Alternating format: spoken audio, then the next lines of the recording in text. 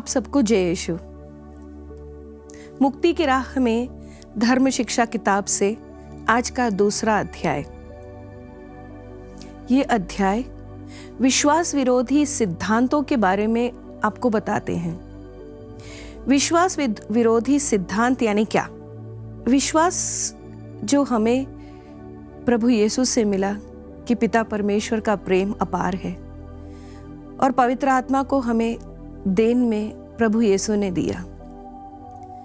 हमारे विश्वास के सत्यों में बहुत सारे ऐसी बातें हैं जो हम कभी इसका खंडन नहीं कर सकते, और किसी ने अगर चुनौती दी तो हम उसे मान भी नहीं सकते, क्योंकि ये हमारी परंपरा में है। हमारी ईसाइयों की परंपरा और बाइबल के वचन, इसके खिलाफ कोई भी विचारधारा या कोई भी सिद्धांत हम स्वीकार नहीं कर सकते।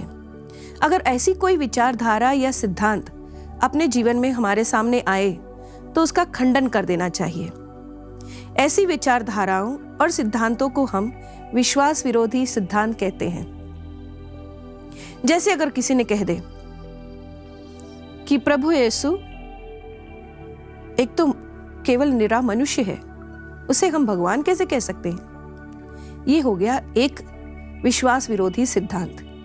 ऐसे ही काफी ऐसे सिद्धांत हैं जो कि हमारे जीवन में हम दूसरों से सुन सकते हैं, या हमारे जीवन में हम उसके खिलाफ आवाज उठाने की जरूरत है, या हमें अपने मन में भी समझने की जरूरत है कि कौन से सिद्धांत हैं जो हम अपना सकते हैं और कौन सी ऐसी विचारधाराएं हैं जो हमें खंडन कर देनी चाहिए।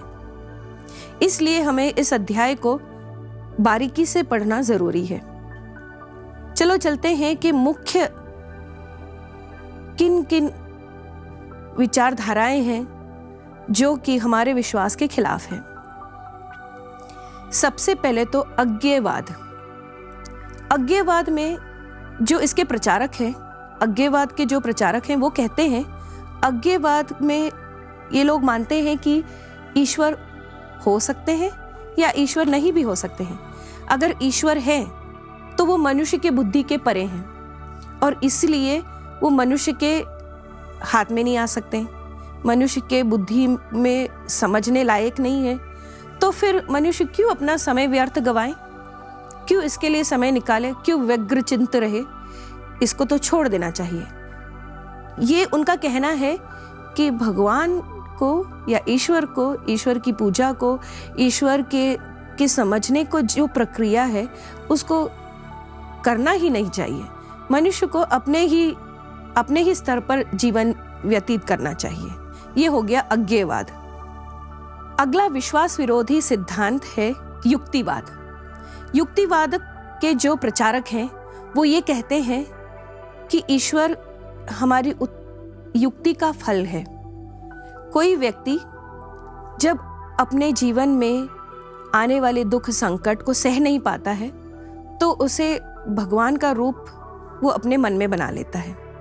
युक्तिवादियों के अनुसार जो अपने 5 इंद्रिय हैं, अपने आँख, नाक, मुंह, अपनी जो चमड़ी की परत, और इसी तरह जो 5 इंद्रिय अपने शरीर में है, उससे अगर हम भगवान को या किसी वस्तु को अगर पहचान नहीं सकते हैं, ईश्वर को नहीं पहचान पाते हैं, नहीं देख पाते हैं, नहीं सूंघ पाते हैं, ईश्वर जैसे सत्य को अगर हम स्थापित नहीं कर पाते हैं, तो फिर वो ईश्वर है ही नहीं, ये सिर्फ एक कल्पना है। ये हो गया युक्तिवाद। युक्तिवाद ये कहते हैं कि लोग भगवान की शरण में इसलिए जाते हैं क्योंकि वह अपने जीवन में आने वाली दुख संकटों और चुनौतियों का सामना नहीं कर सकते हैं। उनमें इस विश्वास की कमी है, उनमें स्वयं विश्वास की कमी है, इसलिए। और उनका यह भी कहना है, युक्तिवाद ये भी कहते हैं कि इस ब्रह्मांड में जितने सारे रहस्य हैं उसमें से सारे वैज्ञानिकों ने भौतिकी शास्त्र द्वारा बहुत सारे सिद्धांतों को और रहस्यों को ढूंढ निकाला है, और उसका अर्थ भी ढूंढ निकाला है, उसका रास्ता और उसको समझने में भी मदद की है। तो फिर वहां पर कहीं पर भी ईश्वर को नहीं पाया। जैसे कि अंतरिक्ष में चले गए, हम अंतरिक्ष में जो वैज्ञानिक है वो अंतरिक्ष में जाकर गोता खा रहे हैं और वहां पर भी उन्होंने कभी ईश्वर को नहीं देखा। उन्होंने ईश्वर को किसी भी जगह पर नहीं पाया है, ना देखा है, ना उसके बारे में कोई शास्त्रीय तरीके से कोई खोज कर पाए हैं। इस सिचुएशन में हम ये बोल सकते हैं कि ईश्वर है ही नहीं। अगर जब ईश्वर है ही नहीं तो युक्ति के अनुसार ईश्वर जब नहीं है तो वहां पर क्या है, भय है, और डर के कारण जो एक काल्पनिक व्यक्तित्व बनाए हैं वो है ईश्वर। इसलिए युक्तिवाद के खिलाफ अपनी कलीसिया ने आवाज उठाई है। युक्तिवाद अपनी कलीसिया के विचार धाराओं के बराबर नहीं चलती। तीसरा विश्वास विरोधी सिद्धांत है भौतिकवाद, यानी मटीरियलिज्म। पदार्थ यथार्थ है, पदार्थ के अलावा कोई भी ऐसी चीज नहीं है जो सत्य है। ईश्वर की प्रेम, ईश्वर की पूजा, ईश्वर की आराधना, ये सारे ही मिथ्या है, और अनंत जीवन भी एक मिथ्या है। ये सब करना व्यर्थ है। इनके अनुसार जो कुछ भी ब्रह्मांड में है और ब्रह्मांड में जो क्रिया प्रतिक्रिया होती है, इससे ब्रह्मांड आगे चलता रहता है, और प्रकृति के अलावा हमारे दुनिया में कोई और शक्ति नहीं है और कोई और शक्ति की जरूरत भी नहीं है। कोई और शक्ति का होना अभी तक स्थापित नहीं किया जा सकता। बाकी जो दिखाई देता है वही यथार्थ है। इसलिए हम ऐसी विचारधाराओं का खंडन करते हैं और हम इनके साथ में नहीं जुड़ सकते। अगला विश्वास विरोधी सिद्धांत है मानववाद, यानी ह्यूमैनिज्म। मानव का सत्य ही ईश्वर है। जो मानववादी हैं वो कहते हैं कि मानव या मनुष्य के अलावा कोई ऐसा जीव जंतु या सृष्ट वस्तु नहीं है जिसके पास शक्ति हो। ईश्वर एक कल्पना सृष्टि है जो कि मानव ने सृष्टि की है, लेकिन इसकी कोई जरूरत नहीं, कारण मनुष्य के अंदर की जो सत्य है, जो अच्छाइयाँ हैं, उसी से ही ब्रह्मांड आगे जा सकती है। और इसलिए मानव ही सत्य है और मानव के अंदर का सत्य ही ईश्वर है। ये विचारधारा भी अपने कलीसिया के विचारधारा से अलग है और इसका हमें खंडन करना चाहिए, क्योंकि ईश्वर ने ही सबकी सृष्टि की है।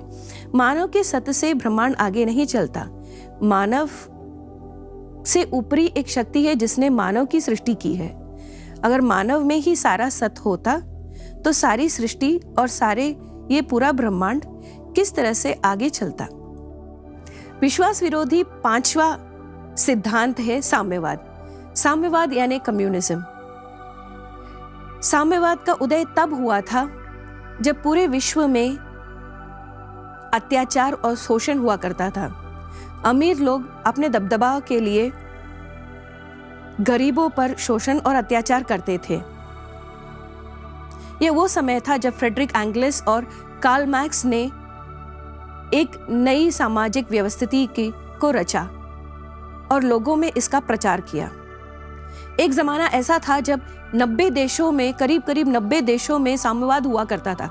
आज भी चाइना में साम्यवाद है, लेकिन कलीसिया साम्यवाद को स्वीकार नहीं करती। इसलिए क्योंकि इनका गलत रुख ये था कि इन्होंने साम्यवाद में भौतिकीवाद, निरीश्वरवाद एवं वर्ग संघर्षण को अपनाया। इस वर्ग संघर्षण के लिए उन्होंने ये निश्चित किया था कि अपने लक्ष्य को अपनाने के लिए कोई भी मार्ग को चुन सकते हैं, चाहे फिर वो गलत ही क्यों ना हो। इसलिए कलीसिया इसका खंडन करती है। और भी कुछ गलत विचारधाराएं हैं जो कि साम्यवाद से जुड़ी हैं।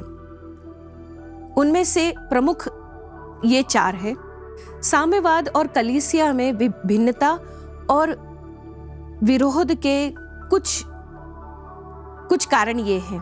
पहले तो निरीश्वरवाद और धर्म का निषेध। साम्यवाद के लोगों के अनुसार, जो साम्यवाद में विश्वास रखते हैं, उनका कहना है कि ईश्वर है ही नहीं। अगर ईश्वर होता तो अत्याचार और शोषण नहीं हो पाता।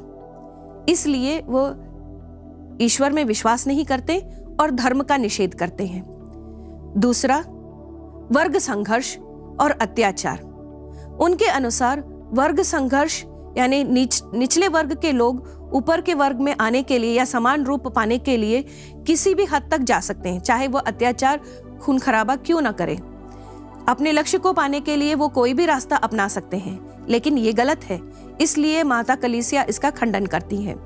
तीसरा है निजी संपत्ति के अधिकार का निषेध। इसके अनुसार कोई व्यक्ति निजी संपत्ति नहीं रखना चाहिए, क्योंकि निजी संपत्ति के कारण ही लोग स्वार्थी बन जाते हैं और अपने लिए धन इकट्ठा करने की कोशिश करते हैं। अगर समानता चाहिए तो निजी संपत्ति को नहीं रखना चाहिए, लेकिन माता कलीसिया इसको नहीं मानती, इसलिए क्योंकि निजी संपत्ति, अगर किसी व्यक्ति के पास निजी संपत्ति हो तो वो अपना जीवन व्यापन कर सकता है।